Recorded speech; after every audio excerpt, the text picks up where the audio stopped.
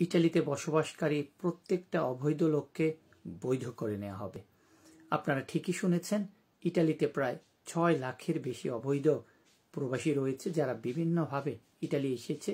তাদের মধ্যে এগ্রিকালচার বা কনস্ট্রাকশন ভিসাতে যারা স্তাজনালে মানে লিমিটেড একটা ভিসাতে ইটালিতে এসেছেন তারাও কিন্তু অবৈধ আছেন। শুধু বাংলাদেশ না, পৃথিবীর 30টার বেশি দেশ থেকে এখানে এসেছেন 9 মাস কাজ করার জন্য, তারপরে চলে যাবেন।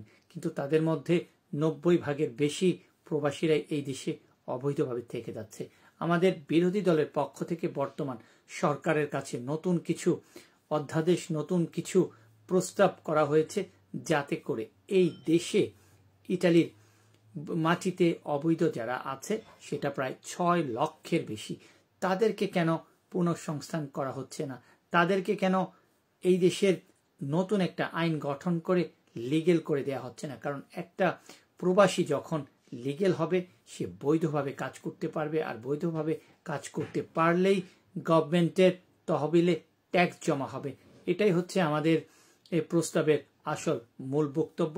কারণ যারা ফ্লোসিতে আসছে পৃথিবীর 30টা দেশ থেকে, তারা কিন্তু এখানে আসার পরে সেই সব সেক্টরে কাজ করছে না, আর প্রতিনিয়তই সেই সব সেক্টরগুলিতে লোকজনের অভাব হচ্ছে। তাহলে ফ্লুসি দিয়ে বা ফ্লুসি অ্যাক্টিভ করে এই দেশের তো সেই পরিমাণ উপকার হচ্ছে না। উপকার হচ্ছে শুধুমাত্র কিছু উকিল, কিছু কোম্পানি, কিছু মধ্যস্থতাকারী মানুষ এইসব প্রবাসীদের দিয়ে মিলিয়ন মিলিয়ন ইউরো কামিয়ে নিচ্ছে। আর সেই জন্যই আমরা বিরোধী দল চাচ্ছি যে আগামী কিছুদিনের মধ্যে, হতে পারে এই বছরের মধ্যেই, ইটালিতে সানাতোরিয়া দেয়া হোক, যাতে করে এই ইটালির মাটিতে যারা আছেন এই মুহূর্তে তাদেরকে খুব সহজ শর্তের মাধ্যমে এই দেশে ভালোভাবে থাকার সুযোগ করে দেয়া হোক। এবং এটা কিছুদিনের মধ্যেই হবে।